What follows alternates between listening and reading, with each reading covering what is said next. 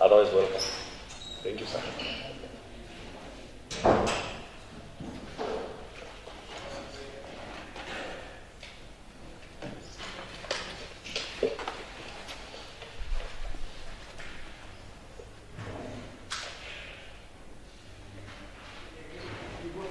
I, Justus Maina, do swear that the information that I'm going to give before the committee of the matter under its consideration is true, the whole truth, and nothing but the truth. So help me God. Thank you. So, kindly hand over your academic credentials and your professional certificates to the officer standing next to you.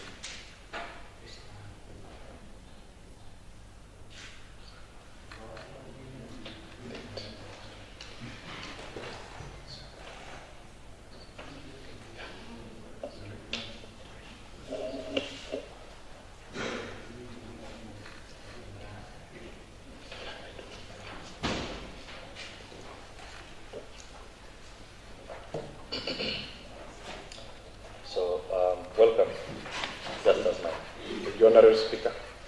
Welcome. So, just before we proceed, I want us to introduce ourselves for your sake. Right from this end, they'll tell you your names. Thank you. I am Honorable Monica Chemwetich, friend of this committee. Welcome. Thank you. Welcome, Justus. I'm Honorable Leonard Rotich, MCA, representing Kesoil Ward, and member of this committee. Thank you, Honorable. Right next to him is the deputy clerk. Isaiah Kirui, deputy clerk. What do you think? Okay, Honorable Justus, welcome. I'm Paul Kirui, MCA, representing Dania Boss Ward. I'm a member of this committee. Thank you, sir. Okay, welcome. My name is Roslyn Tito, MCA representing Rongena Manare Ward, and a member of this appointment committee. Good morning. Morning. And Kibet Metich, representing Shongore and leader of minority.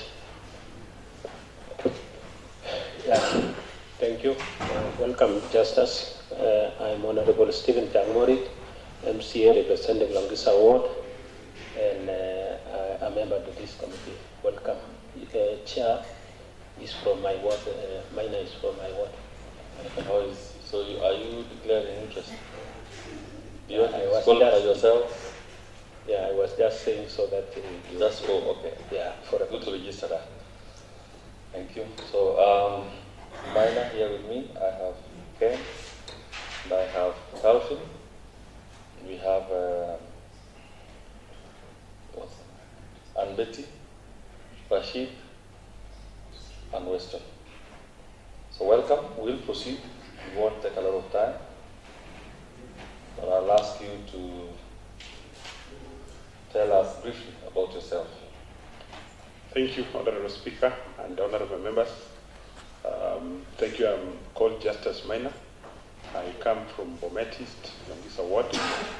I was born in the year 1978. I went to Cheboin Primary School and did my KCP in a school called Arigiriot in Konoi. I proceeded to a school called Sacho High School in Baringo. I went to Moi University for a degree program in communication and English. I cleared in 2003. From 2004 to 2007, I was in St. Mary's High School, teaching English and literature. From 2008 to 2017, I was at DO1 in a place called Msambweni. But before then, I was recruited to administration, national administration in 2007. We were taken to KIA for a 4-month basic training course on administration. Then it was called KIA, now it's called School of Government. Then I was posted to Tana River I stayed in Tana River for about 5 years. In 2011 to 2017, I was in Msambweni, started as a DO2, and by the time I came to Bomet as a CC in charge of administration, I was DO1, but also I acted in the same district for about 7 months as a DC Msambweni. 2017, I was lucky to have been appointed as a CC in charge of administration, ICT and public service. I was lucky to have worked with the late governor for about 19 months from 2017 October to 2019 July, around the 29th. Then, of course, by the operation of the law, when she became deceased, automatically, as a matter of law, we were rendered jobless. And since then, I've been at home farming and doing other businesses, including participating in tea reforms. I was one of the team that was appointed to join secretariat by Munya, and I worked with them for about 2 to 3 months. I don't know, I've not, but along the line, I've attended several trainings, as you will see in my CV, and I've attached a number of documents. I've attended KIA. I also trained in Embakasi for 4 months basic paramilitary training in Embakasi Administration Police Training College. I also did a course with London School of Economics, and I've attached a certificate from the school in basic human resource management, certificate 1. I've also done an exam for administrative officers from Public Service Commission, which I passed. And then a number of trainings that will be demonstrated the documents I've attached to my certificates. That is in brief.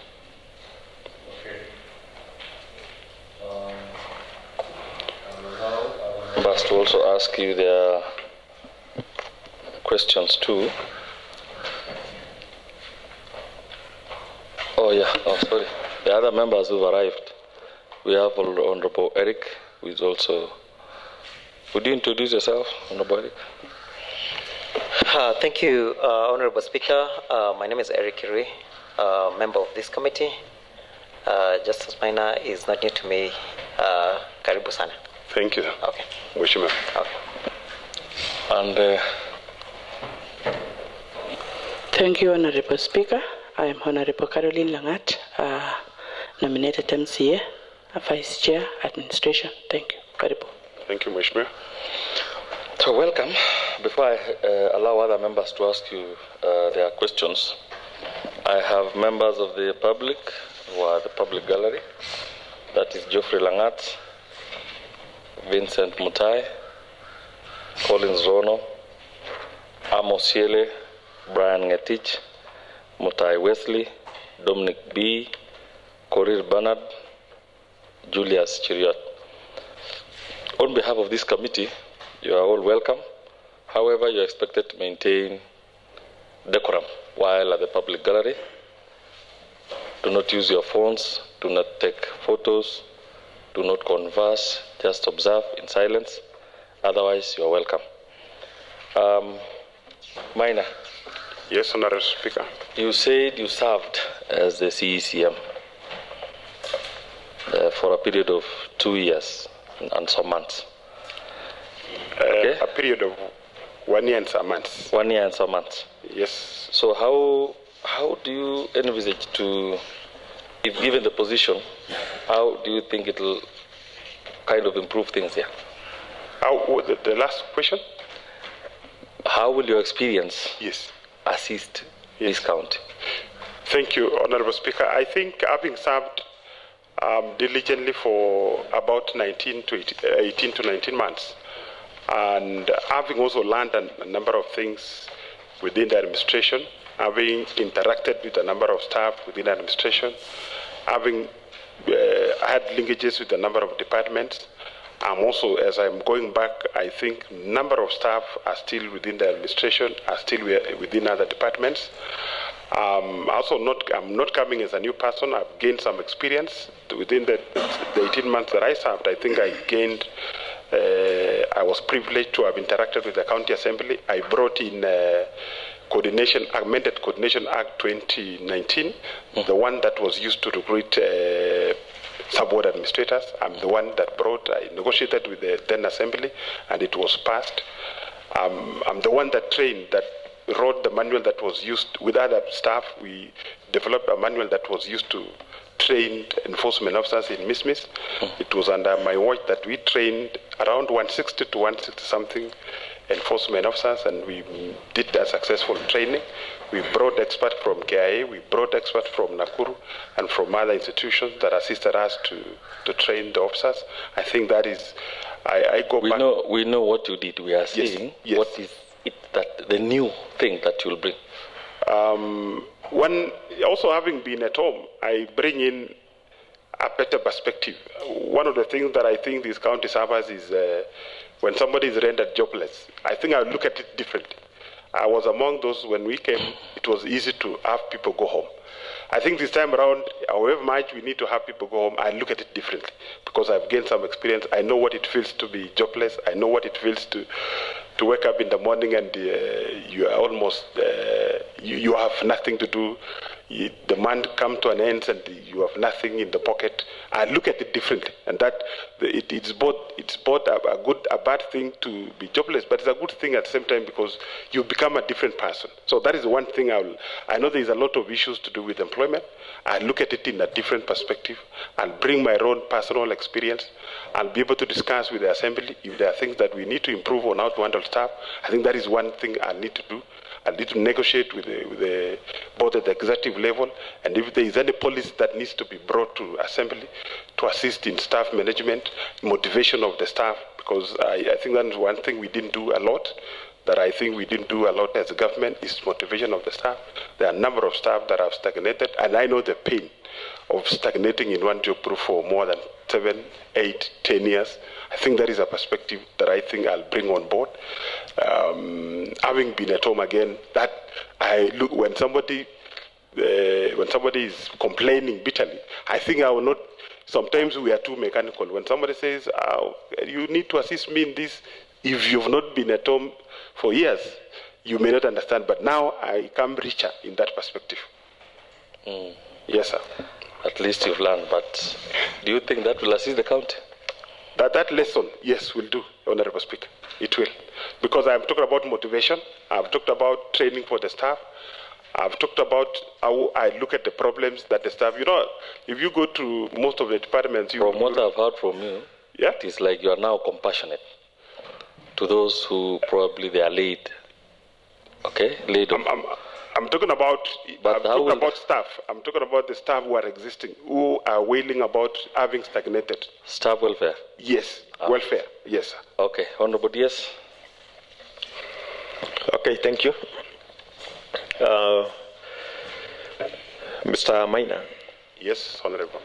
His Excellency the Governor, in his maiden speech to this Assembly on 11th October 2022, he stated clearly that there are issues which he wanted done in the Department of Public Service and Administration, where you've been nominated to serve. Are you aware of some of the issues which the governor put in his manifesto? Kindly state some of the issues. I think I've interacted with that. I listened. I was privileged to have listened. And I think he talked about digitization of human resource issues so that we do not have a problem of ghost people who are in payroll and may not necessarily be people who can be identified to be working for the county government of Bomet. I think I heard him talk about digitization of human resource management. He also talked about recruiting more staff. For example, the issues of what, like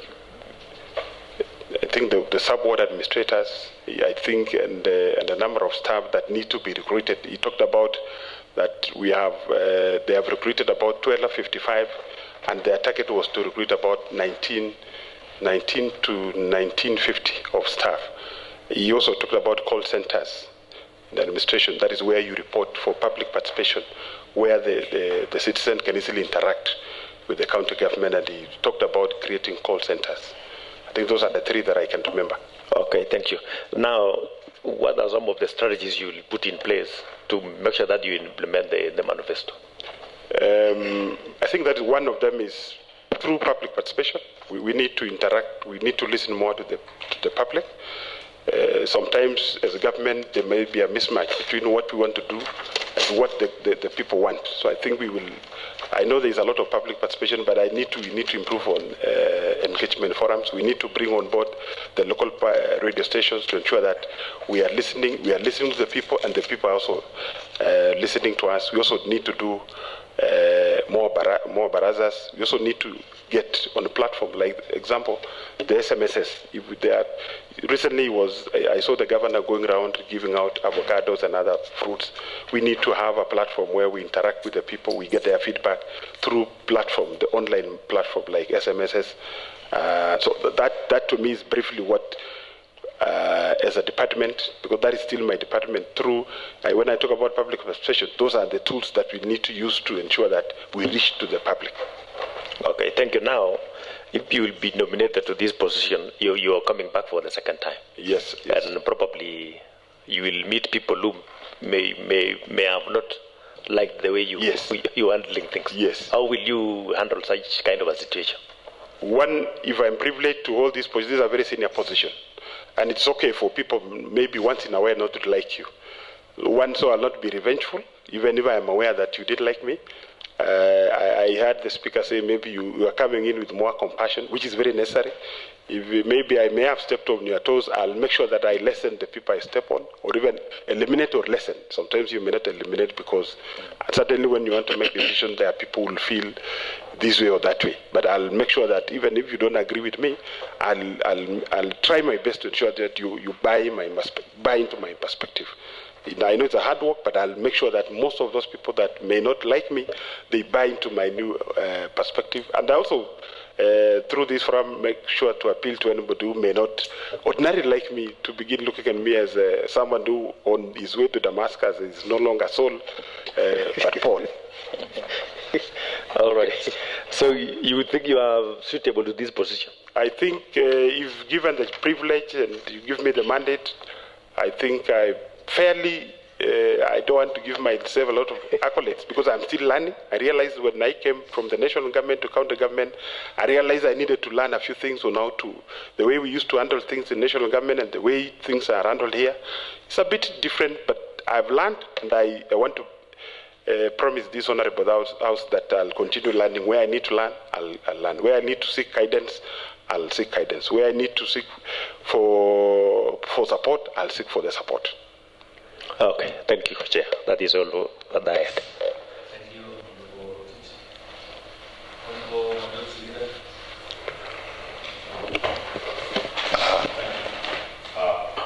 Honourable Justus. Yes, I will ask you one question. I hope you are aware that some CCM officials in the county government were removed through impeachment. If you are appointed to the new position, how will you handle the following? How will you handle the following? 1, accountability. 2, issue of pending bills. 3, wage bill. And 4, integrity. Accountability, thank you, Honorable Member. I think internal audit is one of the measures you put in place to ensure accountability. And in accountability, again, sometimes we may all be accountable, but we have not done sufficient training. That's one thing I'll push for, so that the staff under me, as much as we want to call them accountable, we will try and train them. Because I think there's a lot of the things are changing very fast. So I'll try and do more internal audit measures, internal mechanism on audit and training for the staff. Those are number 2 on pending bills. Pending bills, I know, is a monster. It's bigger than my position as a CEC. It's an issue that we need to work with the Assembly. We need to work with the governor himself, the CEOs. We need to work with the procurement, because the pending bills means that people committed money that ordinarily maybe was not there. So that when you go at the end of the chain, you realize work delivered and there's no money. So I'll limit an issue of where we commit money that is ordinarily is not budgeted for. That is an issue of procurement that I'll make sure that if we procure for a service, we need to have the money so that we are procuring for a service. There's money for that particular work done. There's also an issue of once the money is there, but once we go and collect the money, sometimes you hear stories of misallocation of the same funds. Initially, money was available, but once it is received at the county level, sometimes the officers that manage the resources then direct the money to something else. I'll ensure within my department that on issues of that once we have given a work, we will ensure that that money that was meant for payment of the service or the work, that is done. It's not reallocated to something else. That is not a priority. So in our payment of services and works, we will then prioritize pay based on the work delivered, so that we minimize the pending bill, at least within my department. I don't know how much it is now, but I knew there was a number of pending bills. So I've talked about 2 things. One, we will not commit money that is not available in the budget. We will also ensure that the procurement processes are above board, because that is very critical in addressing pending bill. Wage bill is another monster that I know it's an issue that bedevils most of the counties. And I know that in Bomet County, for example, we are instead of 35%, we are at around 42 or 43%. It's a monster that I know we need to address. And Honourable Member, I don't know whether I have the mandate to really articulate and say we will then, because if we talk about a difference of about 7 or 8%, it means we have more people than we can afford if we were to stick to 35%. And I'm sure if I come and my first appearance is suggesting that we will fire people so that we are within I'm sure everybody will be a bit scared. And having myself been jobless, and Honourable did mention, maybe that is compassionate. I don't know how we will address it, but I'll still come back to you to see the issues of budget, because wage bill means maybe we need to bring in what we call public-private partnership, so that we free more resources. If we had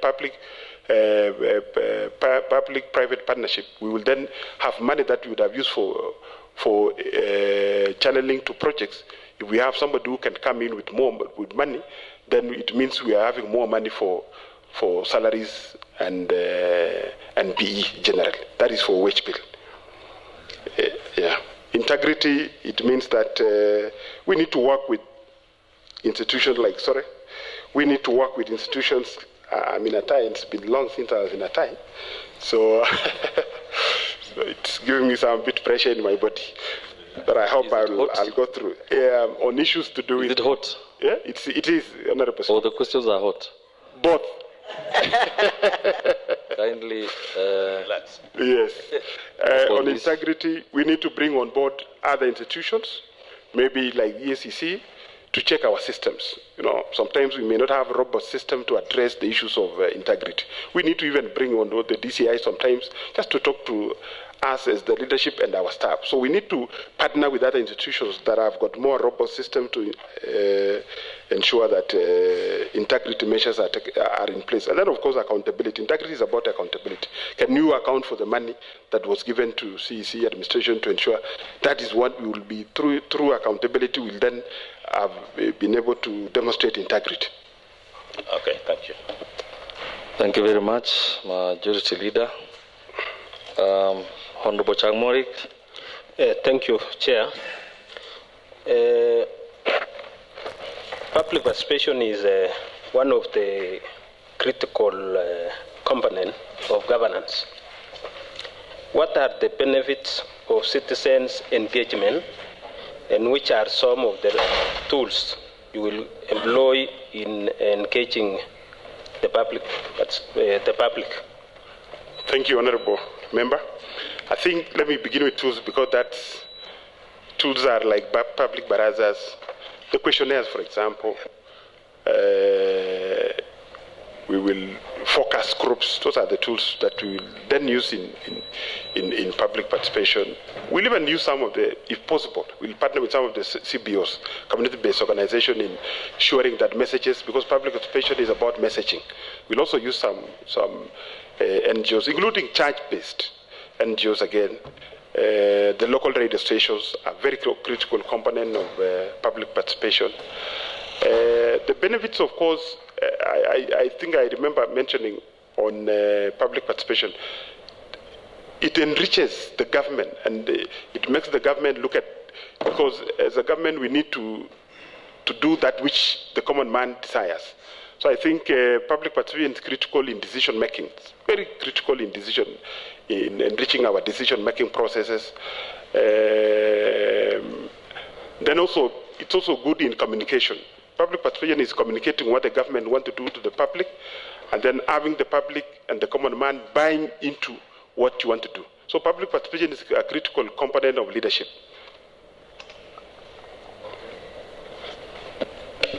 Thank you very much. Honorable Minority Leader.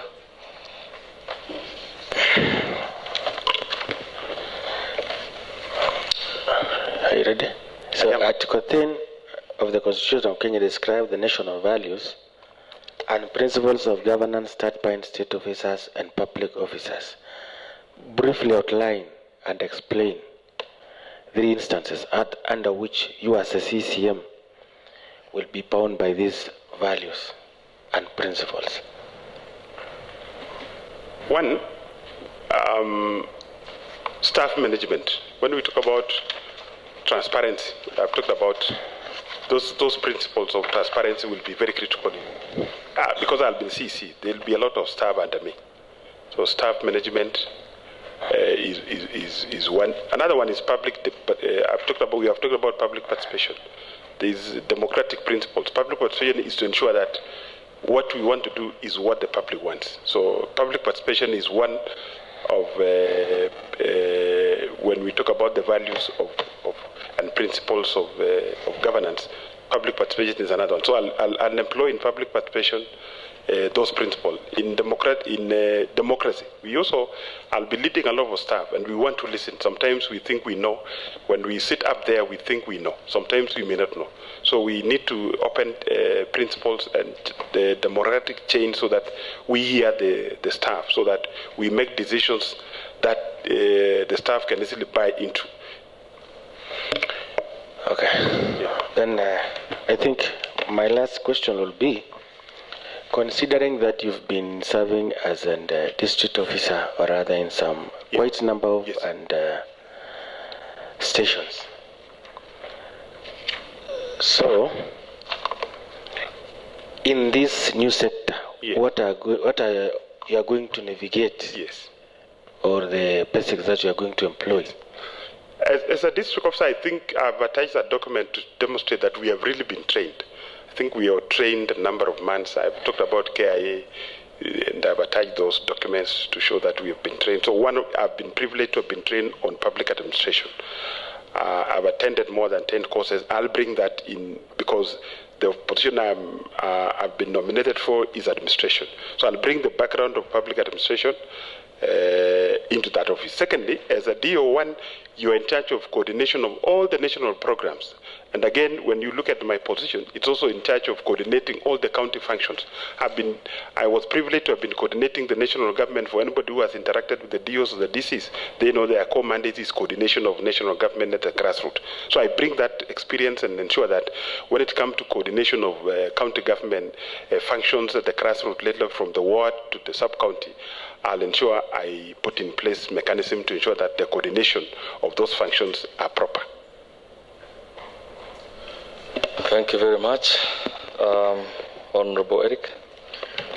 Thank you, Honorable Speaker. allow Justus to wipe off the sweat a bit. Yes. Yeah. Thank you. Thank you, Honorable. Okay, Justus, I know we've previously worked together at the executive. You may not remember me, but it is well. Yes. And it's good to see you here. Thank you. Can you tell us, I know you are aware that sometimes there's been delays in salaries. Yes. What are the actions that you'll need to institute so that we help the staff not go months on end without salaries? Those are the things that we want to hear from you. Yeah.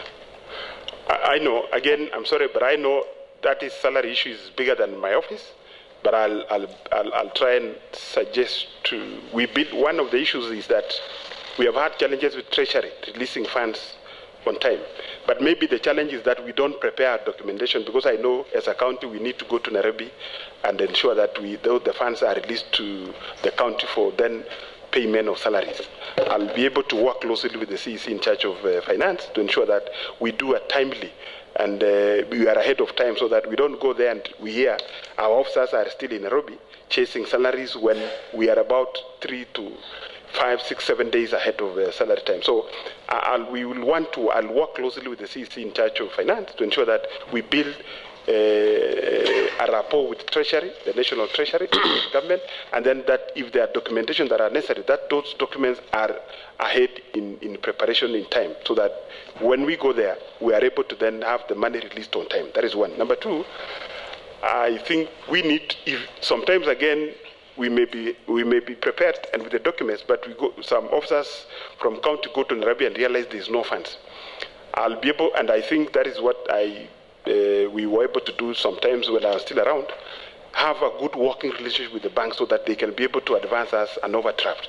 Because sometimes the staff may not understand the issue of Nairobi not releasing funds. So I think it's good to have a working relationship with the bank so that if push come to shove, then we are able to get an overdraft and pay staff on time. That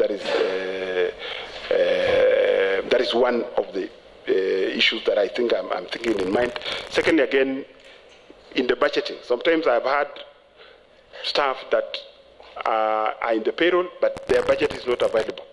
I think I also need to work on it and ensure that if there are staff in my department, all of them are budgeted for.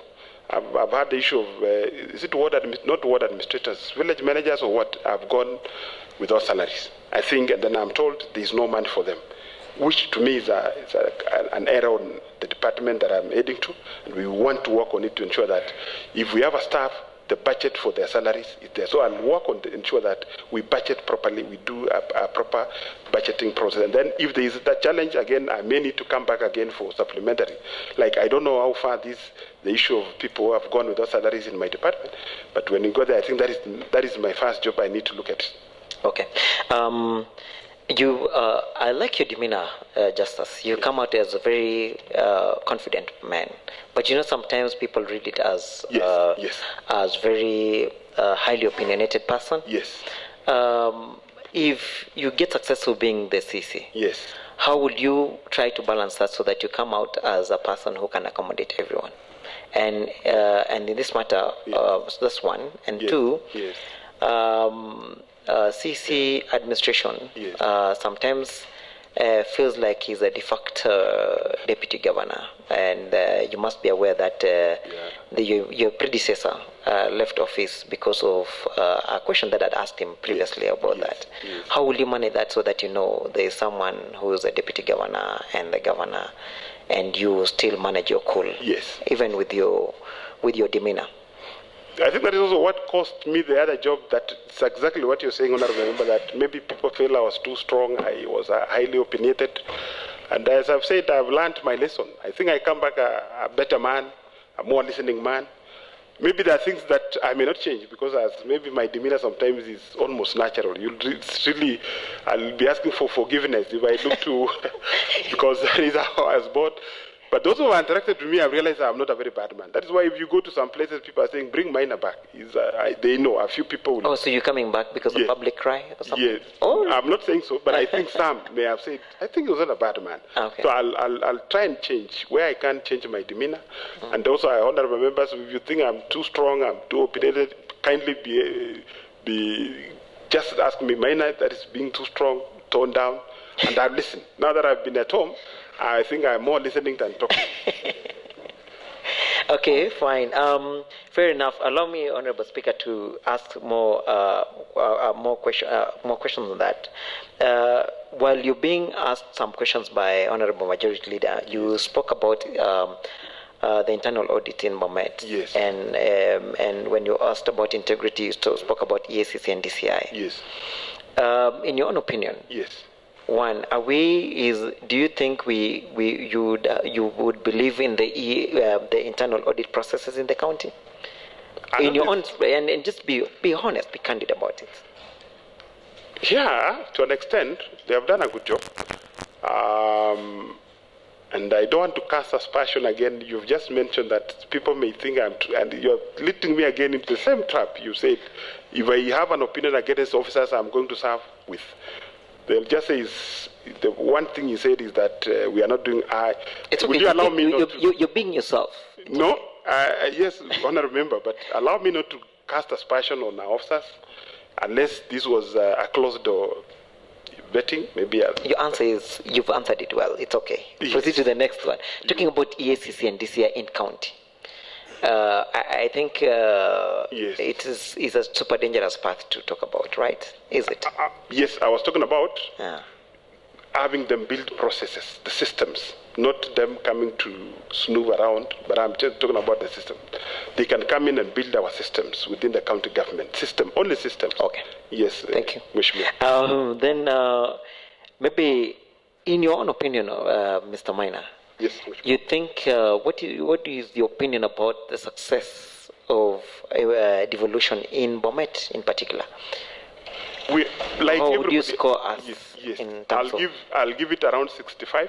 Every journey we have had challenges like everybody else, and I know the bigger challenge that may not be appreciated by most people is the late disbursement of the funds from Nairobi. Sometimes we end the year and you realize we have about 2 billion that was not accessed. On paper, we are talking about 7 billion.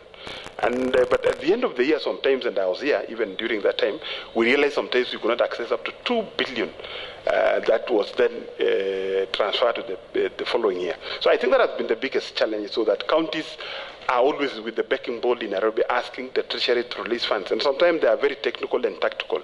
They'll say, we have released all the funds, but then the timeline will not allow then the county government to then access the funds. And to me, that has been the biggest challenge. And then maybe what we need to improve on is the relationship between the assembly and the executive. I know that has been a challenge, and I know there is room for improvement, because if the oversight body, if the oversight body is working closely without no compromise, I'm not talking about compromise, but just ensuring that our systems are right, I think we will then improve service delivery. Okay. Yeah. How would you manage the court cases? I know you are aware that there are so many court cases, and even the rulings have been given to the county, and some of them have not been actioned on. Yes.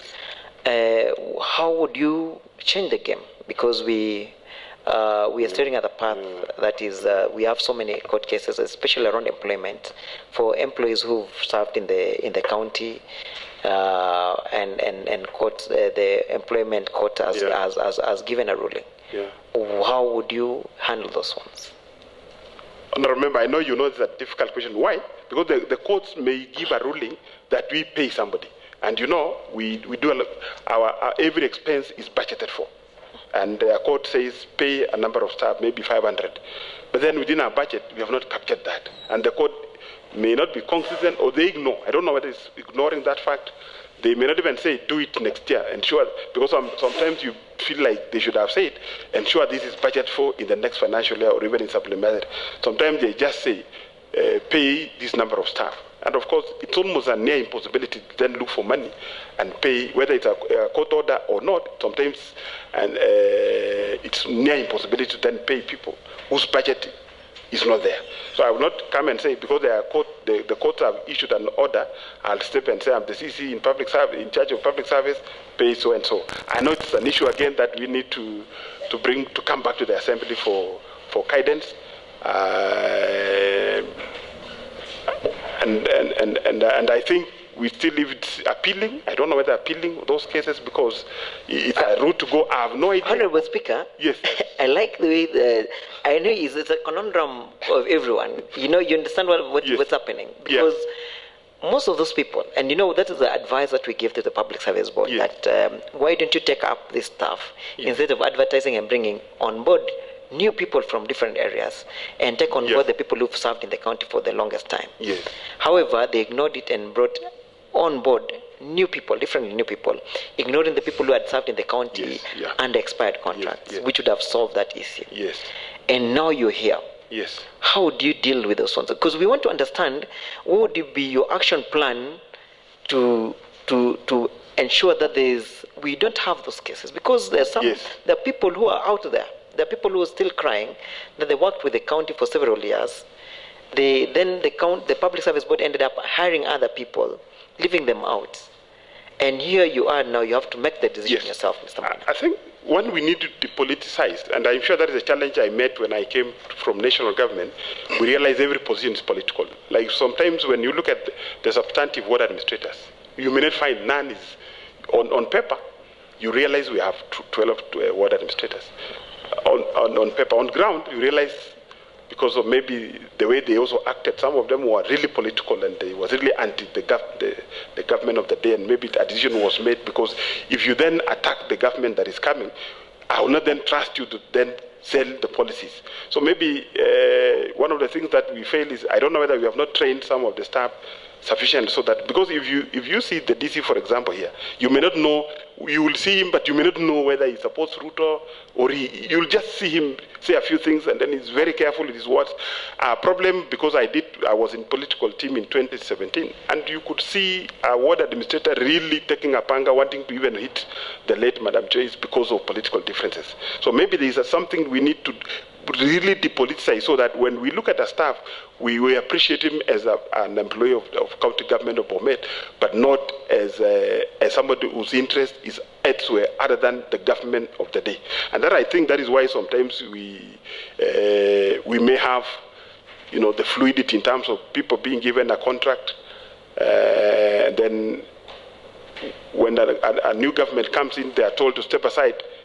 There is then that outcry. And then by the way, sometimes you realize it is a genuine. If you're given a contract, the other issue, people are not willing to, once the contract ends, they come back and say, no, bona tupo.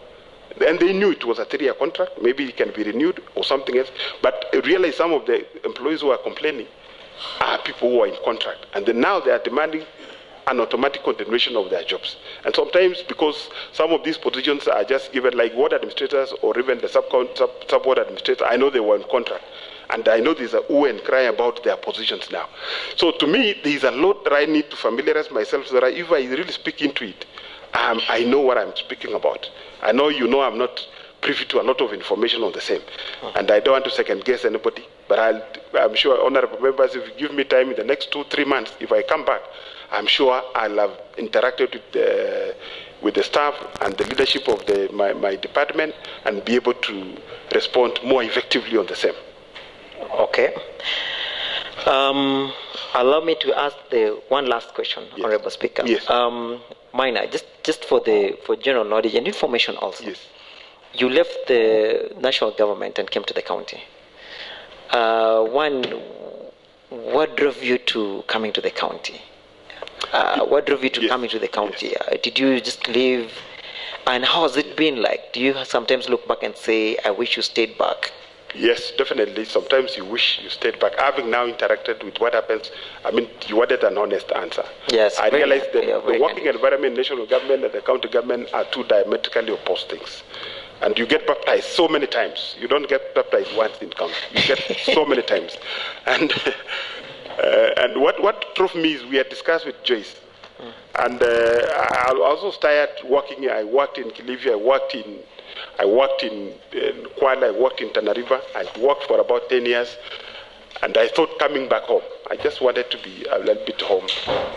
We had also been running with MRC. Those time MRC was top, and it was sometimes nightmarish. And then when I made a miscalculation, we had thought that we were coming for about 10 years.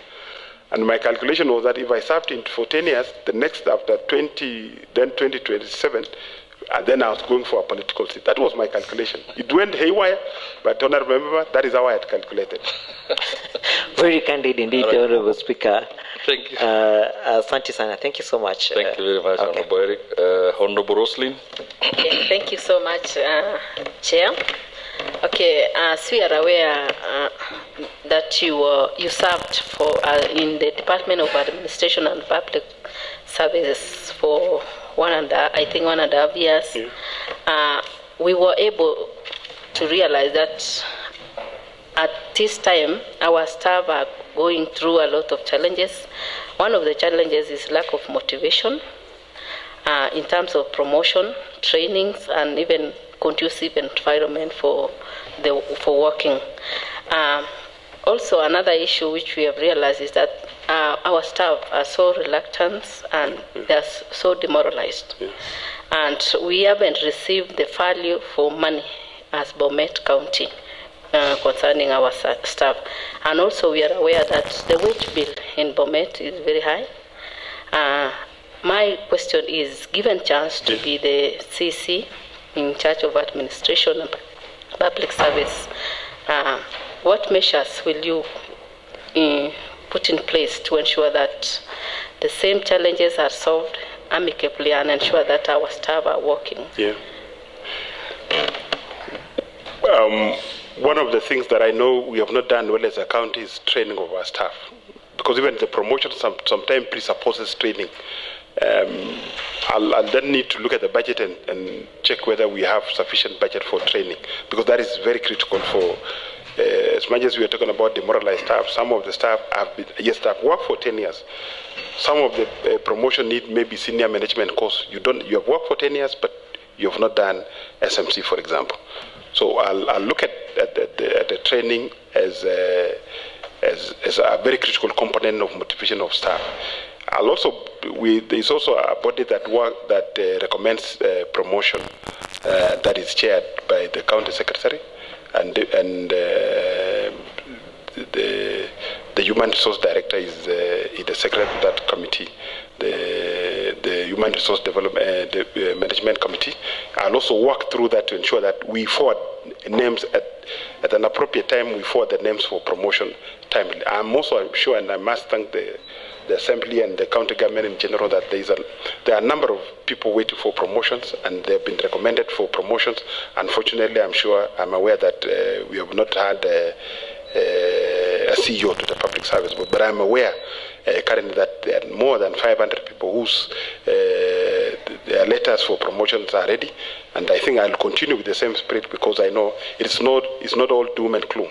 There is something good going on about the promotion of staff in Bomet County, though it's belated, but at least finally there is something going on. Maybe another issue, that if the allowances that staff have been denied for and they ideally qualify and merit the allowances, we'll need to work and see that if, like for example, I know there's a team that went to games. If the allowances that are meant to be given to them, then we ensure that is given timely, not just giving it for the sake of doing it, but timely, so that our challenge again has been not preparing in advance. For example, if a staff is traveling to Nairobi, we need to prepare in advance and ensure that staff is properly compensated, so that at least is able to deliver on his mandate. So one very critical is the training. The other one for motivation is promotion, timely. If given a chance, we then need to do timely promotion.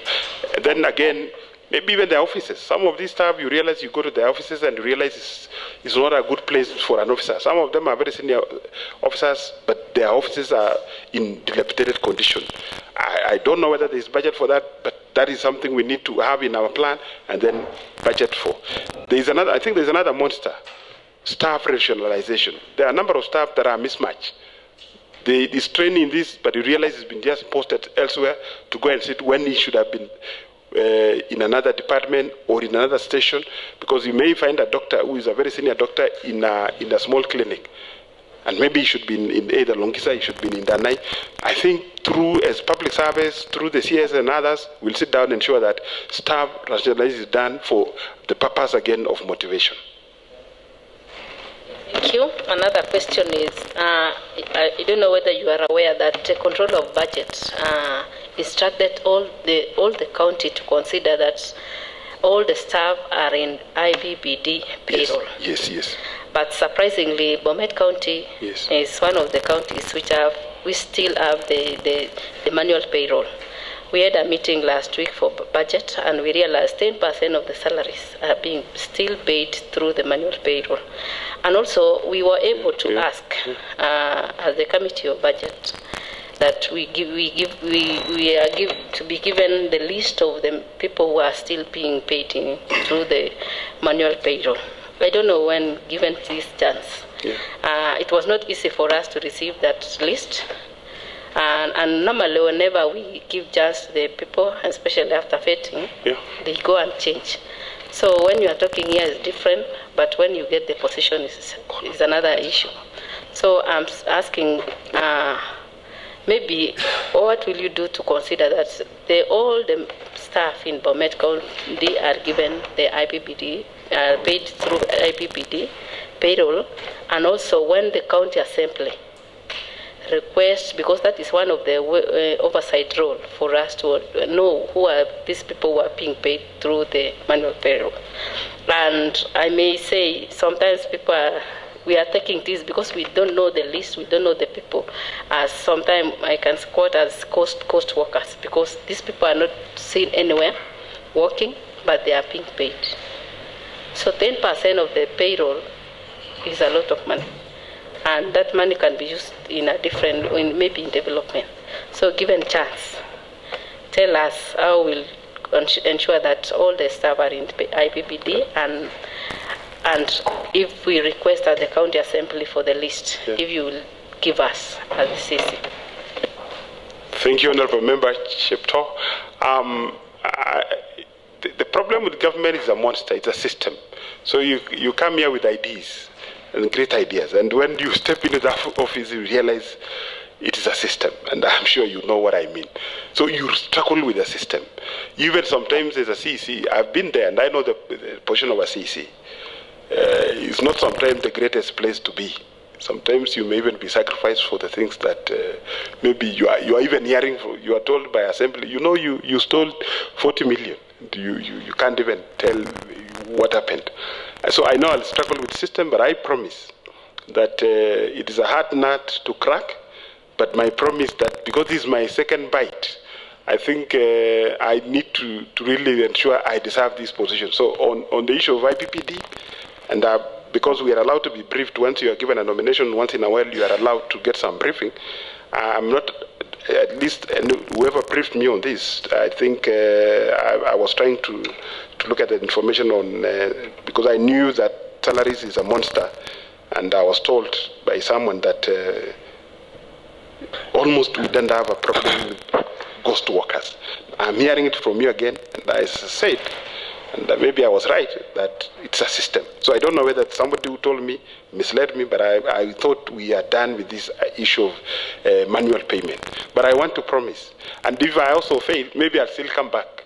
Because sometimes maybe we don't, as CECs, we don't report and say, this is a monster, this is a mountain I'm climbing.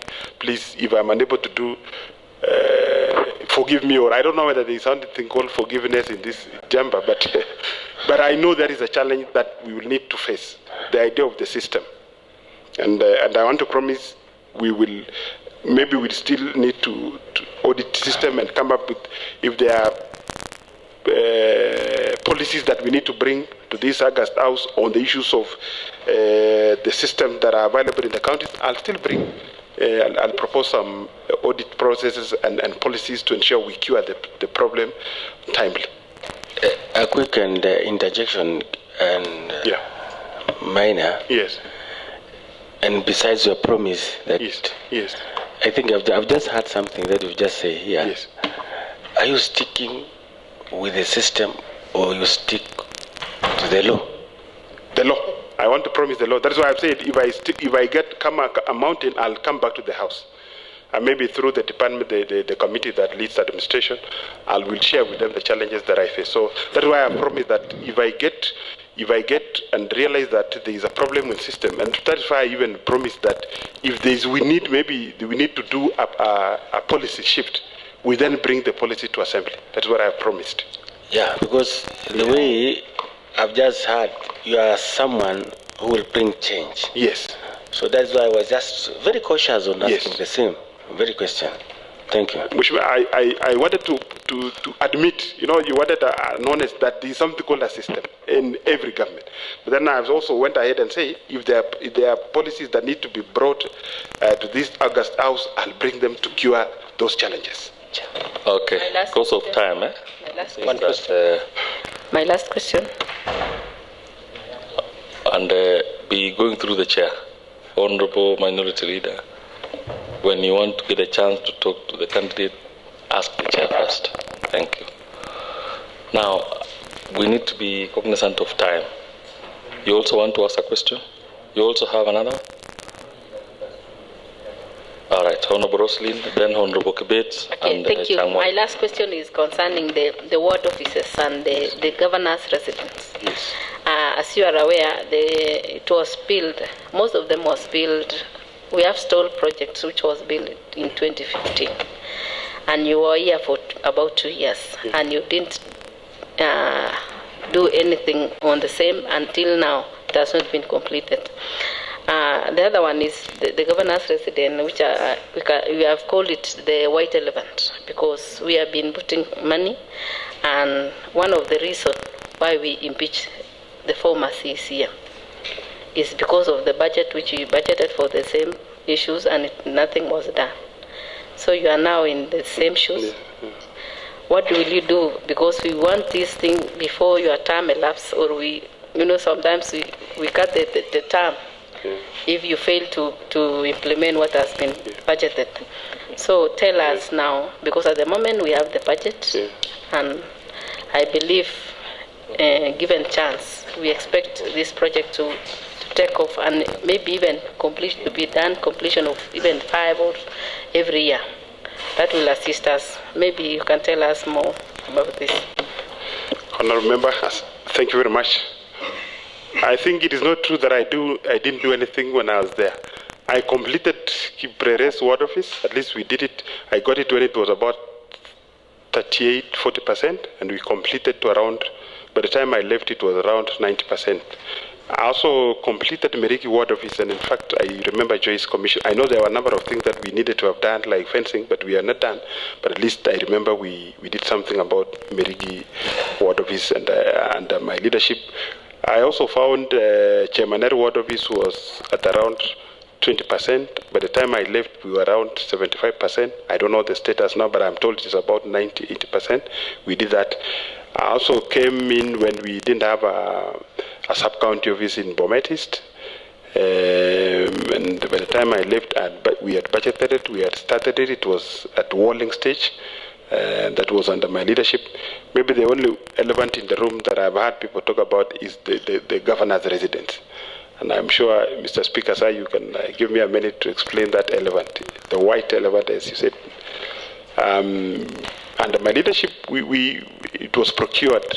That work was procured when I was still the CC in charge of administration. That was around 2019. And by the time I left, the contractor was around Lenta at Walling, just towards doing a Lenta for the house. And I'm very sure we had done due diligence. We even sent officers to go and check for the quality works. We went to, not me, but I think the team. The team that was doing the procurement, it visited around 3 to 4 places, and we thought we were satisfied that the contractor we had hired was competent, both in terms of personnel and in terms of resources. Unfortunately, when I tried finding out what happened, I'm told she was demanding for, after some time she was demanding for more payment. When the engineers were doing the estimation of the work to be paid, she was raising invoices that was above what she deserved to be paid. After some time, I'm told she said during COVID time again, she came back and said because of COVID and she's in Nairobi, she's unable to travel. Then finally, I think the works were terminated. And I'm told recently again, a new contractor has been secured, and I'm told the contract has been signed. And the beautiful thing about it is that the contract sum then was 78. She had been paid 35 million. And the new contractor signed, the cost of the new contract is 42 million. So when you look at it, you realize it came down by even $1 million. But I'm sure the contractors are very smart. Sometimes they become the lowest bidders, then now they then demand for variation. So now remember, I promise, and I'm told there's a budget for it. On that one, I don't know how much I can promise, but I want to push and ensure that we no longer talk about the governor's residence. In the next financial year, I'm sure we will not be talking about the governor's residence. That is my promise. Honorable Debates. Okay, Honorable Changmori. Okay, thank you, Maina. We have a challenge in staff absenteeism in their working places. You find that even some offices, when you go, maybe when governor is not around in the county, you find the offices nobody is there. Also, when you go to some other sub-counties, you find people are not in their working place. What maybe they report even late. Yeah. So this Honorable Cheptoo has asked for value for money, yes, manpower. And I don't know how you will take these things so that people are, it's a corruption. Yes, yeah. Because of stealing hours in the public is corruption. And I don't know how we will take it as the CCM administration on the same. Thank you, Honorable Member. I think it's an issue of coordination. That's why you find that for the national officers, the issue of absenteeism was very limited. And I've been privileged to have worked with them. I think we need to maybe a policy to improve on the policy of coordination. Secondly, we also need to bring in to post officers. And I'm sure when it comes to the ward administrators and the sub-county, I think there's a need of consultation for the officers. We need to post there with the assembly because those are the people that will work closely with the honorable members.